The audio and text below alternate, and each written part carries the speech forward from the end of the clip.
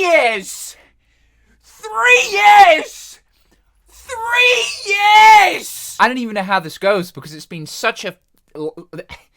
It's been such a long time since we've received a substantial Kingdom Hearts update. I don't even know how this works. We got news, big content drop, boys. Random Ass Thursday in the middle of May. No indication that this is going to happen. Out of nowhere, beyond 3 years later. Here is your food, sir. Alright guys, welcome back to another one.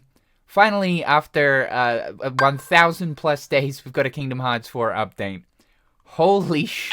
We've gone from negative 126 to like 1,528 in the span of 1 day. Beyond chaotic. Although I have to say, this is a really good way of Square Enix kind of softening the blow of cancelling Kingdom Hearts Missing Link. Yeah, we're cancelling Kingdom Hearts Missing Link, but here, take this, dude. This is what you want, right? Like, this is what you are asking for? Kingdom Hearts Missing what? So the Kingdom Hearts Twitter account dropped a little collage image of multiple different Kingdom Hearts 4 images. This is a big deal. We haven't seen the game in beyond 1,000 days. 2022 was our last glimpse of the game. First and last glimpse. So let's talk about the gameplay image first. Both the Japanese and English Kingdom Hearts Twitter accounts posted 2 different versions of this gameplay screenshot. We can see Sora in Quadratum during the daytime, and we know that the keychain of the Keyblade is going to be a mechanic in the game. We saw that during the very first reveal trailer. So it looks like Sora's actually using it in a combat sense here, and not just in the ways of traversal. We kind of theorized this when we first saw Kingdom Hearts 4, that perhaps we can use the keychain to pull ourselves towards enemies, or pull enemies towards us. So possibly that might be still on the table, but we can definitely use it in combat. It actually looks like Sora is using some form of flow motion grind on the keychain. The enemies, though, are particularly standout.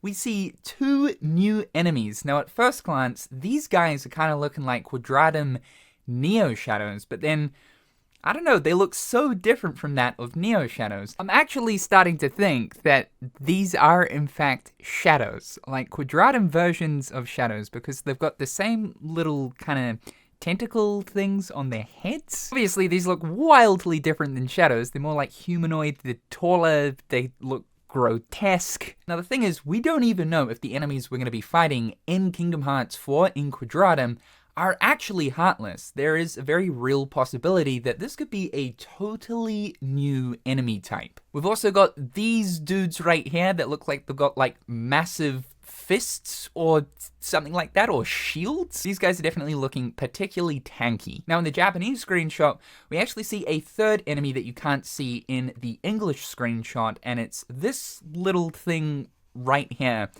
I don't know what this is. And again, because these designs are just so bizarre and so different from that of Heartless in a way, it's making me think that these aren't Heartless at all. Now, they very well could just be Quadratum Pureblood Heartless. As we know, Purebloods don't have the Heartless emblem on them, and if these truly were Heartless, I can't imagine that emblem Heartless would be present in Quadratum, as they were artificially created Heartless within Sora's reality. I don't think there would be much reason for them to be here in Quadratum. Also, just like the Darkside Heartless that we saw in that reveal trailer, the dudes with the big fist right here do have the hollowed out heart portion on their chest, which I think could be taken as like a subtle confirmation that these are Heartless of some kind, just purely Quadratum Heartless. But very interesting looking enemy designs, very demonic, darker as well compared to what we're generally used to. I think we knew as soon as we saw the dark side for the very first time,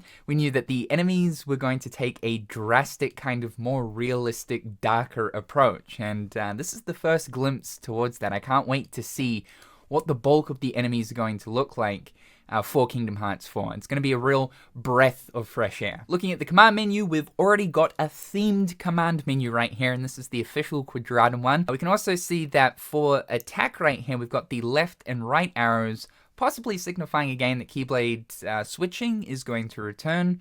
I wouldn't expect that to be removed, so good to know that it's here.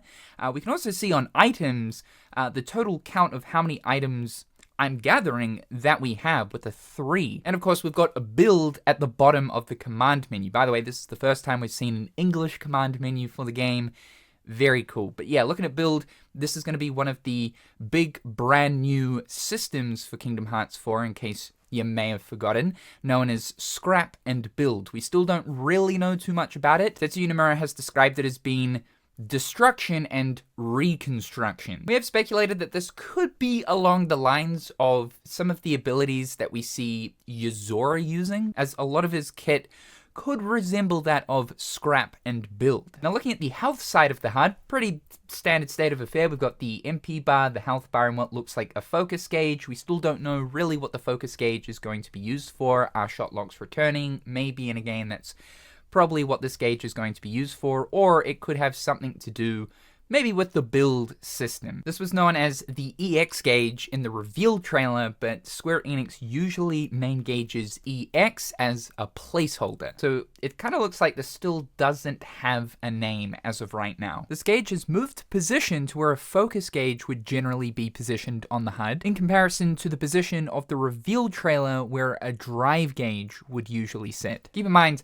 the heads-up display that we're seeing right here, especially looking at the HUD portion because it's incredibly basic, is placeholder. This is still in development. Obviously, though, the heads-up display resembles that of Kingdom Hearts 3. Like, it's still looking very much like Kingdom Hearts 3. Also, one other small detail here is it looks like Sora's got a smartwatch on. I do wonder if this is going to be a new version of the Gummy Phone, but I have to imagine that some system will be incorporated into the watch itself. The other screenshots that we have right here are pretty interesting also. We've got updated looks at the character models for both Sora and Streliza, and man, these guys have taken on a glow up. It also looks like, judging by the image of Sora here and how we see him in the gameplay screenshots, that this is probably going to be his finalized outfit. Nomura did mention when Kingdom Hearts 4 got revealed that there may be some changes made to Sora's Kingdom Hearts 4 outfit. It isn't finalized, but it looks like, judging by this, that yeah, it pretty much is the final outfit, and that's kind of cool. I'm digging the outfit. It suits, like, the themes of Quadratum being in a more realistic-based world. I definitely think it's better than Sora's Kingdom Hearts 3 outfit, but you can absolutely see the improvements made to the character models right here. Much better lighting, much better toning. Sora is looking even older yet again. Like, this is definitely an older Sora that we're dealing with. It kind of gets me a little bit emotional. The boy is growing up. A really cool image they included, though, is a playable Mickey segment. I think this is going to be pretty basic. As we can see, the command menu right here only has one option. Pretty basic stuff, but Mickey is in a library section of what absolutely has to be Skylar Adkylum. We know that at the end of Melody of Memory, Yen Sid tasks Mickey to go to Skylar Adkylum and to learn more about the foretellers. So that's what Mickey's doing right here. Looks like there's going to be some section partway through the game where we will jump into the shoes of Mickey, and possibly maybe even some of the other characters. It would be a really cool thing in the game where, you know, you progress through Quadratum, you complete a world, then you jump into the shoes of Riku, you complete another world, and then the interval happens yet again, and then it's Mickey, and so on and so forth, with perhaps some of the other characters as well. Who knows, though? It could just be Mickey, because it seems like Square were trying to set up something during the end of Melody of Memory. I think this portion is going to be really interesting, though, to learn even more secrets and unknown knowledge about the foretellers, and to just explore more of Skylar Adkylum.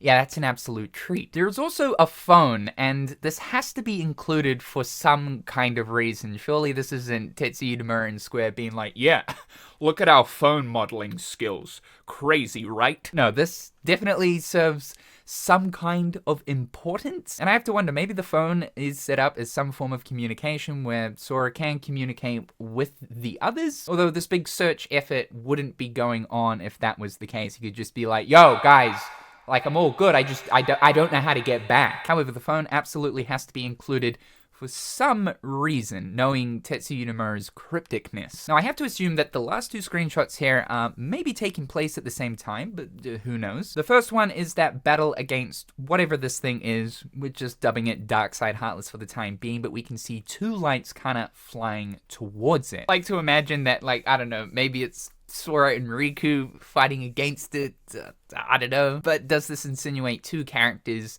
currently fighting that enemy? It could be Sora and Streliza, it could be Sora and, my headcanon, Young Master Xehanort, or maybe Yozora. Again, these screenshots that don't particularly make sense to be here, I'm gathering are here for a purpose. I do want to say too, like, from this image alone, you can also see the improvements made if we're comparing it to the footage that we saw of the Dark Side in the reveal trailer. Just looking at stuff like possible reflections on the glass, on the building to the left right there. The lighting has improved substantially. Remember that this is Kingdom Hearts 4 running on Unreal Engine 5, whereas the reveal trailer was running on Unreal Engine 4. So these are all improvements that are to be expected. And then who knows what's going on in this final image right here. Is that raindrops, like the glittery stuff that we can see on the ground there? It makes me think it might be raindrops, just because we can also see some what looks like raindrops kind of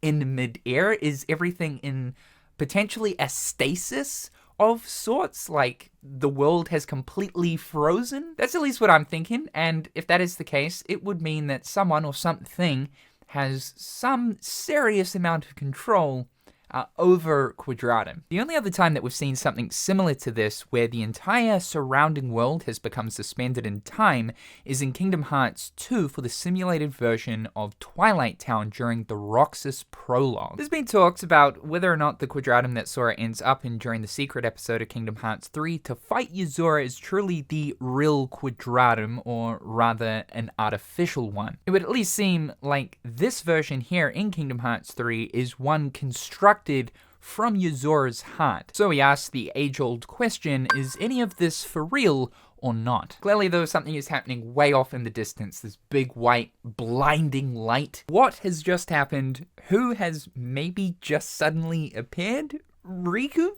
So many different questions. What I am pretty certain about is these two images likely do take place. They look like they're taking place at the exact same time. And the look on Sora's face here definitely tells us that, yeah, something's happening. Something kind of crazy's just occurred. Now lastly, Square Enix did leave a message attached to these images saying, "We're currently working hard on Kingdom Hearts 4 and will continue pouring ourselves into the game's development. We're dedicated to making this an experience that lives up to your expectations. We've seen how excited you are and we are truly grateful from the bottom of our hearts. We are equally excited and can't wait to share more about Kingdom Hearts 4 when the time is right. Until then, we appreciate your patience." This is really nice. I think that this is honestly a direct response towards how everyone's been feeling about the current state of Kingdom Hearts over the past 6+ months, and especially as time was moving forward and the gap between reveal of Kingdom Hearts 4 was just growing exponentially with absolutely pretty much nothing. Also, the insane fallout that occurred yesterday with the cancellation of Kingdom Hearts Missing Link. I think this is a way of Square Enix saying, hey, the game is progressing. Here's just a little something, and I'm glad they finally communicated, because I think something that's become increasingly clear since Kingdom Hearts 4's reveal is that communication and the management of the Kingdom Hearts series has been pretty awful over the past few years, and a lot of people started to notice this. This is exactly the type of communication that is needed during a time like this. This is so important. It's interesting, when I'm looking at these screenshots, parts of the game, like the smaller screenshots, look really nice, really polished, but the bigger gameplay screenshots here, there are aspects of it that do still look a little bit underbanked. And you might say, well, obviously the game is still in development. Keeping in mind, though, that this game has been in development for a long time now, since about 2020. I want to think that they're on the brink of finally showing us the next proper look of the game. And of course, a lot of us have high hopes for Summer Games Fest next month. The comment here, though, with them mentioning that we are excited to share more about Kingdom Hearts 4 when the time is right, kind of sends me signals that there might still be a bit of a wait before we finally get to see the next proper look of the game. Who knows though, we might be surprised when it comes to June next month. Who knows what cards Square Enix are planning on playing. I really do think now though, with the new management that's in place for Square Enix, that Square are shifting to want to reveal games when they are in the foreseeable timeline of the actual release. So when the time is right could potentially refer to, we want to re-reveal this game when we actually know when the game is releasing. The past 2 days have been probably the most insane Kingdom Hearts emotional roller coaster I think any of us have been on. People were starting to lose like all hope. Some of us were celebrating over Missing Link's cancellation and hope that eventually sometime in the future it will be repurposed into a proper video game. There was also some other Square Enix news that came out that wasn't looking too great. People were getting upset about that. But then we get new Kingdom Hearts 4 images. So like, yeah, oh my god. However guys, that's all for the time being. Thank you so much for tuning in. Be sure to slap that like button. Subscribe to the channel to keep up with all things Kingdom Hearts and more. A big thank you to my wonderful patrons. I hope you're all having a fantastic day, and we'll talk again real soon.